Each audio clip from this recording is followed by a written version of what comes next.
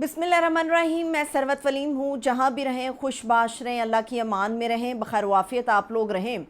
Vlog की तफसील की तरफ बढ़ेंगे जिसमें इमरान खान साहब के ऊपर इस वक्त कुछ लोग हैं, कुछ ऐसे लोग जिनकी एफिलेशन मुस्लिम लीग नवाज़ से भी है और जो इमरान खान साहब के ऊपर बड़ी शदीद तनकीद इस वजह से कर रहे हैं कि इमरान खान साहब ने फ़्रिज का मुतालबा किया। पहली बात तो ये कि खान साहब ने फ़्रिज का मुतालबा नहीं किया और जो इमरान खान साहब के ख़िलाफ़ इस वक्त बयानात दे रहे हैं, कुछ उनकी तसल्ली मैं भी कराऊंगी, कुछ टकोर उनकी करेंगे, लेकिन बाकी की जो रईस छतरौल है वो जावेद चौध साहब ने उनकी कर दी है। मैं उसके ऊपर भी आऊँगी। शुरू यहाँ से व्लॉग का आगाज़ यहाँ से करेंगे कि इस कौम को अल्लाह ने 3 मौके दिए हैं और मेरा नहीं ख्याल कि अब आखिरी बार जो मौका मिला है वो ये कौम ज़ाया करेगी, क्योंकि अब नज़र आने लगा है। पहला मौका इस कौम को एक कौम होने का जब मिला वो ये था कि जिस वक्त फ़ातिमा जिन्ना जो थी वो इलेक्शन के लिए खड़ी हुई, सदारती इलेक्शन के लिए, और सदारती इलेक्शन में उन्हें हरवा दिया गया। इस कौम का पहला मौका तब ज़ाया किया गया एक कौम बनने का। फिर दूसरा मौका अल्लाह ने दिया कि एक कौम बन जाओ। उस वक्त जुल्फ़िकार अली भुट्टो की शक्ल में पाकिस्तान को एक लीडर नसीब किया गया, मगर जुल्फ़िकार अली भुट्टो को भी तख्तादार पे चढ़ा दिया गया। दूसरा भी इस कौम का मौका जो है वो गवा दिया गया। तीसरा अल्लाह ने इस मौका दिया कौम को जब इमरान खान को इस कौम के लिए भेजा और 8 फरवरी का इंतखाब हुआ। मगर तीसरी बार ये जो कहा जा रहा है कि जी शायद ये मौका अवाम के हाथ से निकल गया या गवा दिया गया ज़बरदस्ती पकड़ कर, लेकिन मेरा नहीं ख्याल ऐसा है। 8 फरवरी का जो इंतखाब हुआ उसके बाद इस कौम ने फ़ैसला कर लिया कि यकजा होना है। और अब आप देख लें, कोई भी इशू उठाकर देख लें, ये कौम एक है, हर जगह पर एक है। इमरान खान के लिए एक है, इस मुल्क के लिए एक है, एक विजन के लिए एक है, और हर इदारे के आईनी हद में रहने के लिए भी इनका नज़रिया एक जगह पर है। अब आते हैं व्लॉग की तफसील की तरफ। व्लॉग की तफसील की तरफ अभी मेरे सामने से एक ख़बर गुजरी जिसके अंदर आपको याद है कि चंद हफ्ते पहले पंजाब हुकूमत में मरीम नवाज़ ने ये ऐलान किया था कि हम जो स्कूल के अंदर बच्चे तालीम हासिल कर रहे हैं उनके लिए दूध की फराहमी को मुमकिन बनाएगा। मेरे सामने अभी एक पूरी तस्वीर चली और ये चीज़ें मेरे सामने आई कि जहाँ पर ऑलपर्स कंपनी का दूध है और उस ऑलपर कंपनी के दूध के ऊपर जो है वो मरीम नवाज़ की तस्वीरें लगेंगी। ये कोई तस्वीर छोटे मोटे बैज की शक्ल में नहीं होगी। जो मैंने उसकी चीज़ें देखी हैं उनके हिसाब से जो दूध पूरा है उस पूरे दूध की जो पैकिंग होगी वो मरीम नवाज़ के नाम की होगी, तस्वीर लगी हुई होगी और पंजाब गवर्नमेंट की तस्वीर लगी होगी। कुछ इस किस्म के विजुअल हैं वहाँ पर। तो ये आलम है सस्ती शोहरत का कि आप अपने चीज़ों से, आप अपनी मेहनत से, जब आपने मेहनत की होती है जिस तरह से बार बार बताया जाता है, तो उसमें आपको सस्ती शोहरत की ज़रूरत नहीं पड़ती। दूध के डब्बों से लेके वो हमने बड़ा नॉन सीरियस लिया था इस बात को कि शायद वो जो इलेक्शन कैंपेन के अंदर इन्होंने मग उठाकर दिखाया था नवाज शरीफ साहब के नाम का, मग, पेंसिल, डायरी, बैजेस, झंडे, पता नहीं क्या कुछ था, तो उसके ऊपर मियाँ नवाज शरीफ साहब की तस्वीर थी। तो हमने बड़ा नॉन सीरियस ले लिया था, लेकिन हमें नहीं पता था कि टिकटॉक के ऊपर मशहूरी के बाद जो है वो मशहूरी दूध के डब्बों तक आ पहुंचेगी। और अभी तो खदशा मुझे इस बात का है कि जो 14 अगस्त आ रही है, चंद दिन बाकी रह गए हैं, 14 अगस्त पे जो हमारा परचम होता है जिसका कभी हमने तसव्वुर नहीं किया वो तब्दील होगा। कभी हमने तसव्वुर नहीं किया। ज़्यादा से ज़्यादा होता है कायद आज़म की तस्वीर या इकबाल की तस्वीर उसके ऊपर लगा दी जाती है।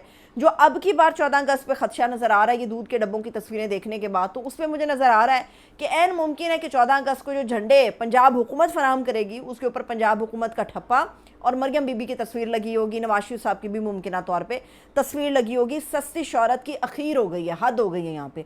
अब आते हैं एक ऐसे शख्स के ऊपर जो इमरान खान को इसलिए तनकीद का निशाना बना रहे। सिर्फ वाहिद ये शख्स नहीं है, बहुत सारे और भी लोग हैं जो इमरान खान को तनकीद का इसलिए निशाना बना रहे हैं। मैं फ़खर दुरानी साहब की बात कर रही हूँ, एक निजी टीवी चैनल के ऊपर बहसीत एक सहाफ़ी और तजिया कार बैठते हैं। फ़खर दुरानी लिखते हैं कि ये कौम एक ऐसे लीडर की पैरोकार है जिसे इनकलाब से ज़्यादा फ्रिज की ज़रूरत है। इससे पहले गीज़र की ज़रूरत थी। ज़रा विजन तो देखें, क्यों नहीं होगी, क्यों नहीं होगी। वो एक साबिक वज़ीर आज़म रह चुका है, मगर वो भी यहाँ पर ये कह रहा है कि फ्रिज मेरे पास नहीं इसलिए खाना बासी होता है, इसलिए फूड पॉइजनिंग हो गई है। उसने ये तो आपसे नहीं कहा कि मुझे फ्रिज दे दो, मुझे फ्रिज दे दो। चलिए सारी बात छोड़ें, वो फ्रिज मांग भी सकता है, वो गीज़र भी मांग सकता है, वो ठंडा और गर्म पानी भी मांग सकता है, वो डील तो नहीं मांग रहा। आप जिस कायद की तकलीद कर रहे हैं या आप जिस सियासी जमात के पैरोकार बज़ाहिर नज़र आ रहे हैं उसके अंदर तो आपका लीडर 4 दिन जेल में नहीं गुजारता और डील लेके वापस चला जाता है और प्लेटलेट्स उसके कम हो जाते हैं। किसी को कमर की तकलीफ़ शुरू हो जाती है तो किसी को कोई और तकलीफ़ शुरू हो जाती है। वो डील तो आपसे नहीं मांग रहा या वो किसी से डील तो नहीं मांग रहा। वो जो कह रहा है वो आप लोगों को समझ नहीं आ रही। وہ آپ لوگوں سے مذاکرات مانگ رہا ہے. باقی جو آپ لوگوں کے زخم ہیں جو چھد گئے ہیں, جو خون رس رہا ہے, ان کے اوپر جو ٹکور کی ہے وہ جاوید چودھ صاحب نے بڑی زبردست ٹکور کی ہے. میں جاوید چودھ صاحب سے ایکسپیکٹ نہیں کرتی تھی کہ وہ اس حد تک جا کے ٹکور کر دیں گے, مگر امید ہے کہ یہ ٹکور جب آپ لوگوں کے زخموں کے اوپر پڑے گی تو تھوڑا آپ لوگوں کو سکون آئے گا. پھر آگے وہ لکھتے ہیں کہ اپوزیشن میں یہ آدمی تھا تو اسے گرم پانی اور کبھی ٹھنڈا پانی چاہیے. اقتدار میں جب آیا تو اس کی سوچ انڈا, مرغی, کٹے, وچھے سے آگے نہیں بڑھ سکی. آپ دنیا کے, آپ چھوڑ دیجئے دنیا کو, آپ بل گیٹس کو لے لیجئے, آپ دنیا کے کسی بھی نامور شخص کو لے لیجئے, جب وہ اپنے سوسائٹی کو آگے بڑھانے کی بات کرتے ہیں تو اس کا واحد راستہ جو ہوتا ہے وہ معاشی لحاظ سے ہوتا ہے. جب ہر گھر کا, ہر گھرانہ خوشحال ہوگا, چیزوں کی آپ لوگوں کو اتنی تکلیف نہیں ہوگی, فی کس آمدن اوپر چڑھے گی, تو آپ کا ملک ترقی کرتا ہے. فخر دونانی صاحب کو کوئی یہ بتائے, یہ جو انڈا, مرغی, وچھے اور کٹے کا معاملہ تھا, یہ جو بڑے بڑے سڑکوں کے جال بچھائے جا رہے ہیں جس کے اندر بڑے پیمانے پہ کرپشن ہو رہی ہے, اس کے اندر مال کون بٹورتا ہے؟ اس کے اندر صرف وہ اشرافیہ مال بٹورتی ہے جن کے ہاتھوں سے یہ سارا عمل گزرتا ہے. لیکن اگر آپ انڈے, کٹے, وچھے اور مرغی کے اندر جائیں گے تو ایسے صورت میں ہر گھرانہ خوشحال ہوگا, فی کس آمدن اوپر چڑھے گی. لیکن فخر دورانی صاحب کو یہ بات سمجھ نہیں آ رہی. اگر گرم اور ٹھنڈے پانی کی تکلیف کی آپ بات کر رہے ہیں تو ان سہولیات کو نکال لیجئے جو نواز شریف صاحب کو دی گئی تھی. جو چند روز جیل میں رہے وہ بھی ان سے برداشت نہیں ہوا, ان کا کھانا بھی ان کے گھر سے آتا تھا. یہاں پر جیل مینول کے مطابق عمران خان کو کھانا جو ہے وہ فراہم کیا جاتا ہے.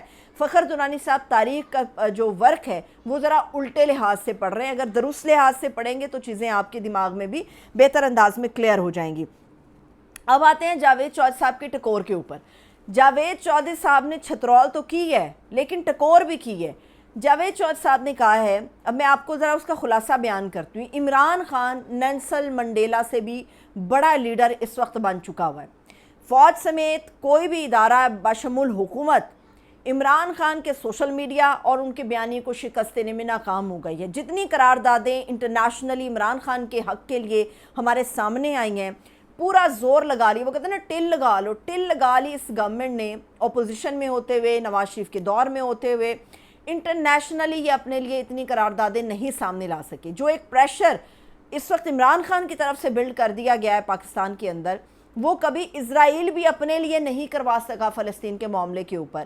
تو یہ وہ ٹکور تھی, نمی نمی ٹکور تھی جو کہ جاوید چودھ صاحب نے اپنے تجزیے کے اندر ان سیاسی مخالفین کے اوپر کی. حالانکہ جاوید چودھ صاحب کے اوپر اس بات کی چھاپ ہے کہ وہ عمران خان کی مخالفت میں یا پی ٹی آئی کی مخالفت میں ہمیشہ رہتے ہیں, مگر یہ جو گفتگو انہوں نے کی ہے مجھے امید ہے کہ یہ ٹکور کا کام کرے گی یا چھترول کا کام کرے گی ان لوگوں کے لیے جو عمران خان کے اوپر اس وجہ سے تنقید کریں کہ عمران خان کو انقلاب سے زیادہ فریج کی ضرورت ہے. اگر اسے فریج کی زیادہ ضرورت ہوتی تو آج وہ بنی گالا, زمان پاک یا باہر جا کر کسی ملک میں بیٹھا ہوا ہوتا. اسے اگر ڈیل کی ضرورت ہوتی تو آج وہ جیل سے باہر بیٹھا ہوا ہوتا. وہ چونکہ مذاکرات کرنا چاہتا ہے اس لیے ایک کولر ہو, فریج ہو یا کوئی بھی اور مسئلہ ہو, اسے اس کی تکلیف نہیں ہے. آپ لوگوں کو تکلیف اس بات کی ہے کہ وہ ڈیل نہیں مانگ رہا, اور عمران خان کو تکلیف اس بات کی ہے کہ یہ تکلیف میں رہیں, ان کو میں ڈیل نہیں لے کر دوں گا, میں تو صرف مذاکرات کی بات کروں گا. اب آتے ہیں ایک اور چیز کے اوپر کہ عمران خان کے انتقام کے اندر جو سزا ہے وہ جنوبی پنجاب کے لوگوں کو کس طرح سے دی گئی ہے. حالانکہ ووٹ انہوں نے جب لینا ہوتا ہے تو جنوبی پنجاب میں سب سے پہلے جا کے جو ہے وہ لارے لگائے جاتے ہیں, ان کو سہانے خواب دکھائے جاتے ہیں, کیونکہ غربت ہو, انفراسٹرکچر ہو, اس کے حوالے سے جنوبی پنجاب ہمیشہ نظر انداز رہا ہے. اب جنوبی پنجاب کی عوام کے ساتھ کیا کیا؟ عمران خان کے دور میں کوئی لگ بھگ 30 کے قریب لگ بھگ ایسے پروجیکٹس شروع کیے گئے تھے جن میں براہ راست ترقی کا عمل شامل تھا جنوبی پنجاب کا. اب جنوبی پنجاب کے اندر یہ جو پروجیکٹ شروع کیے گئے تھے تقریباً 70% ان کے اوپر کام ہو چکا ہوا تھا. پھر عمران خان صاحب کی حکومت جو ہے اس کو عدم اعتماد کے ذریعے یا رجیم چینج کے ذریعے آپ کہہ سکتے ہیں گرا دیا گیا. اب یہ جو حکومت آئی ہے مریم نواز کی حکومت پنجاب کے اندر, مریم نواز نے کیا کام کیا ہے کہ جو جنوبی پنجاب کے 30 ایسے پروجیکٹ تھے جن کے اوپر عمران خان صاحب کی چھاپ تھی ان کو بند کر دیا گیا ہے. اور ان کو بند کر کے جو تقریباً 137 ارب روپے ان کے بنتے تھے وہ لاہور کے اندر تقریباً انہوں نے 24 سے 27 کے قریب غالباً ترقیاتی اسکیمیں ہیں ان کے لیے وہ فنڈ منظور کر دیا ہے. یہ وہ انتقام کی حد ہے, یہ وہ حد ہے انتقام کی کہ عمران خان کا مقابلہ آپ اس کی سوچ, اس کے ویژن, اس کے بیانیے, نظریے اور سوشل میڈیا کے ذریعے کر نہیں سکتے. اور بدلہ کس سے لیتے ہیں کہ اس کا منصوبہ کوئی پایا تکمیل تک نہ پہنچ جائے. یہ نہیں دیکھتے کہ اس منصوبے کے ذریعے کتنی بڑی تعداد میں جنوبی پنجاب کے لوگوں کو فائدہ ملے گا.